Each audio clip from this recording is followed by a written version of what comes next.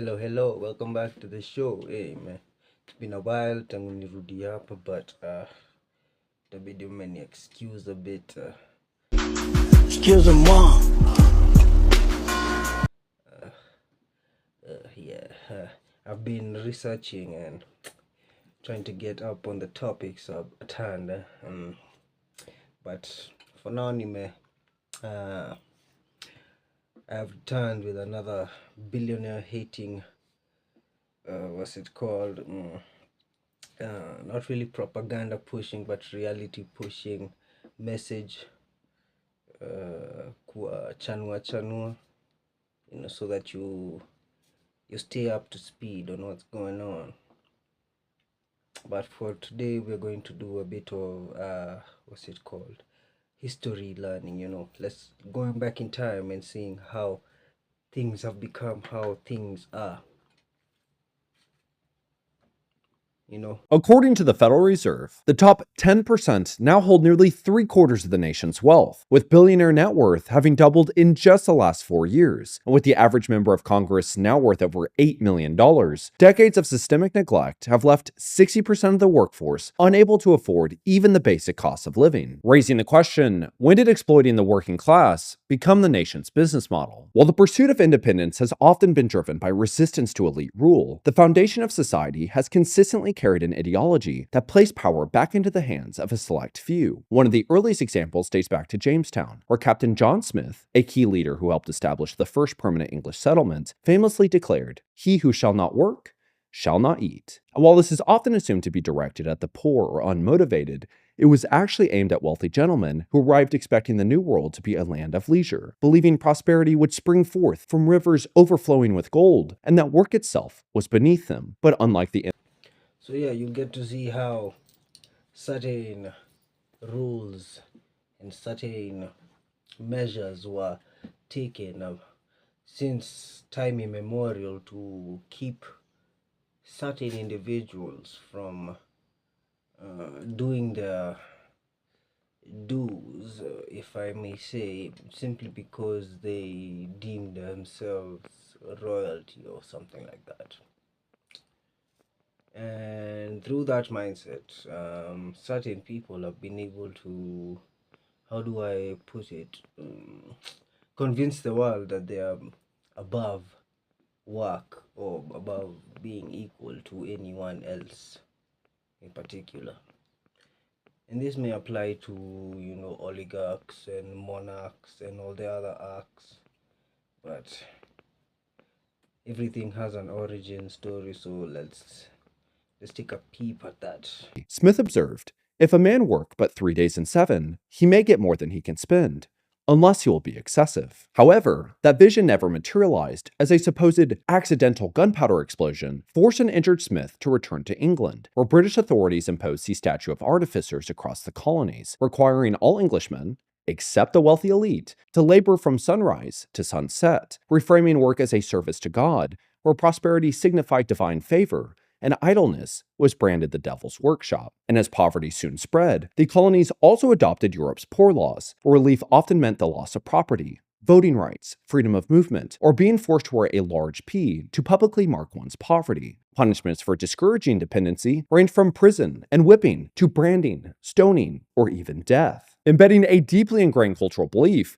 that even in the face of dangerous working conditions, unlovable wages, or the simplest misfortune, you did not question the system or ask for help. Instead, you worked harder, hoping at some point to regain life's good graces, while those who stood in God's favor allowed little room for compassion or empathy, as another's misfortune could only be seen as the consequences of idleness, stripping workers from their humanity and setting the foundation of an ideology that has consumed modern society. The propagandist's purpose is to make one set of people forget that certain other sets of people are human. From infancy to childhood to adulthood, this is through centuries and encompasses a lot of countries and stuff.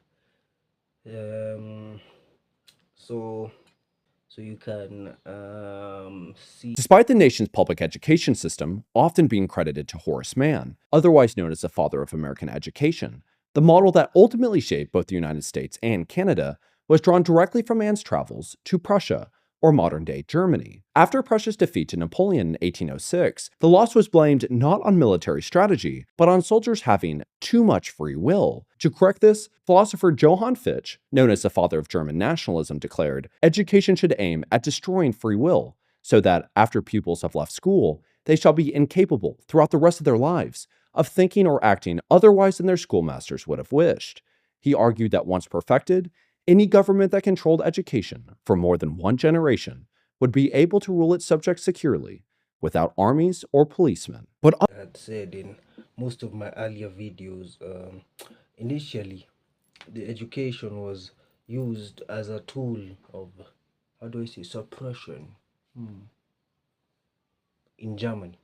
unlike Prussia's militaristic focus, American education, backed by Rockefeller's immense investment in 1902, was designed to remove free will and replace it with the obedience to work and the desire to consume. Rockefeller's advisor and co founder, Frederick Taylor Gates, expressed the mission plainly. In our dream, we have limitless resources, and the people yield themselves with perfect docility to our molding hand. The present educational conventions fade from our minds, and unhampered by tradition, we work our goodwill upon a grateful and responsive rural folk.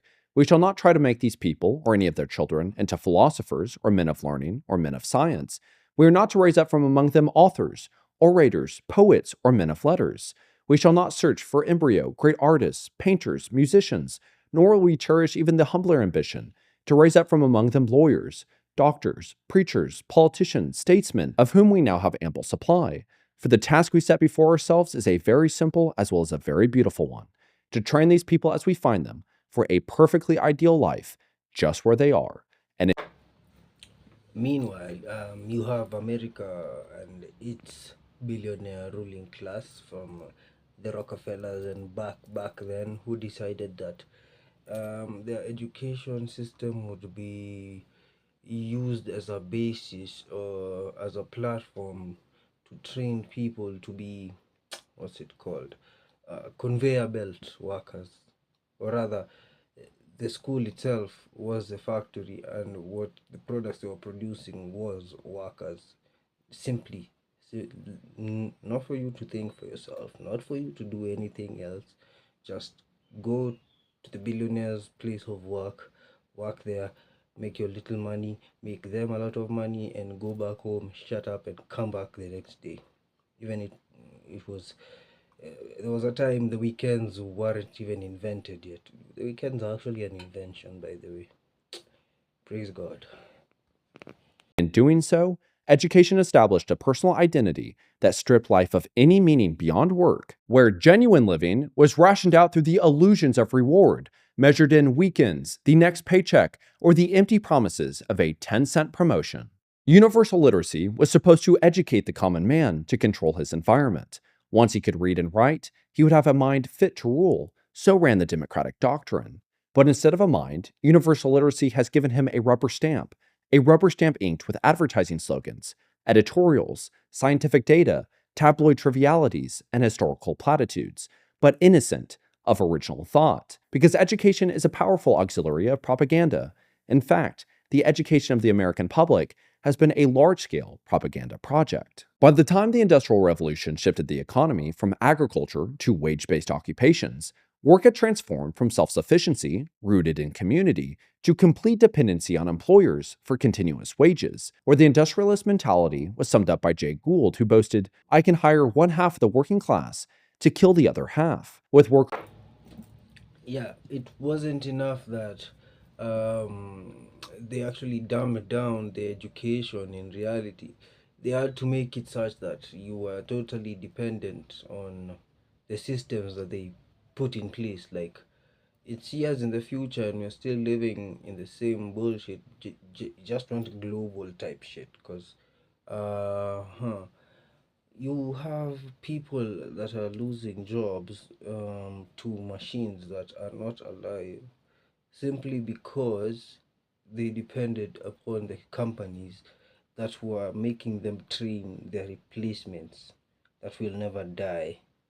An AI can only be updated, can never die. So the problem started in the early 1800s, where we are beyond screwed by now.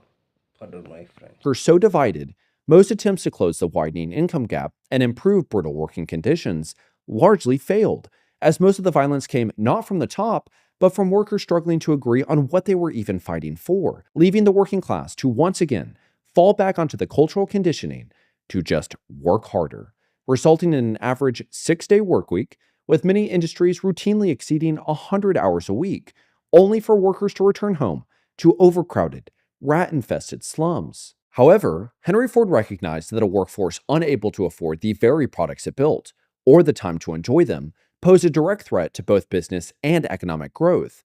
To address this, he implemented a standardized 8-hour day, 6 days a week, while raising wages to $5 per day, roughly $158 when adjusted for inflation, or more than double the industry standard. Ford also announced he would stop issuing special dividends, choosing instead to reinvest profits into building the world's largest automobile plant. He explained, "My ambition is to employ still more men, to spread the benefits of this industrial system to the greatest possible number, to help them build up their lives and their homes. To do this, we are putting the greatest share of our profits back into the business," where his vision of corporate responsibility soon put him at odds with his own investors, whom he viewed as parasitic entities, contributing nothing to production, yet demanding ever higher returns at the expense of workers and consumers, leading to minority shareholders, John and Horace Dodge, to sue, arguing it violated their rights as investors, where in 1919, the Michigan Supreme Court ultimately sided with the Dodge brothers, ruling that Ford's vision of expanding operations, raising wages, and lowering prices was legally secondary to maximizing shareholder profits, setting a precedent which reshaped corporate priorities across the nation, enshrining the investor over the worker and profit over the public good. Where this part So even in the times of Henry Ford, back when none of his workers could afford to even buy any of his products or any products for that matter, he saw the what's it called, the fatal flaw in the system, whereby you have people who cannot participate in the economy that they are currently keeping chugging along, and he tried to raise workers was wages, and uh, everyone opposed it. Nothing has changed really. The cycle keeps continuing and continuing along. But it's good to know that, some of the people in that billionaire class actually have a mind. It might not be a conscience, but it's a mind. You unaweza fikiria, you can think, if I make AI systems that run everything and do every job, who is going to buy the things that I'm making? That's basic common sense, but maybe it's not common sense. prioritization of endless profit manifested itself into the engineering of the American mind into that of a consumer. Paul Mazur of Lehman Brothers So yeah, in conclusion, I just like to sum it up by saying, we need to re-educate ourselves and re-establish our priorities, because the billionaires are planning on how they will become the ruling class of the world, basically. And these little, you see, mind deviousness that they have, overthinking they are above and beyond all, that will never end. It will only get worse once they attain ultimate power, which is by means of, AI is the future, we won't need people, that shit. Once they totally execute that little plan that they have at hand, population collapse won't be even in their radar, they won't even care. So the best thing you can do is, think for yourself, learn how to live, especially without them and their influence and their corporations and their products to begin with, and uh, reconnect with nature, because that's their biggest enemy in the long run. If it weren't, the earth would be a lush wonderland, and you know all I'm saying is the world is polluted and they have an incentive as to why it is. So to conclude, I just like to say, everyone stay safe, keep a sharp mind, and I will catch you guys on the flip side.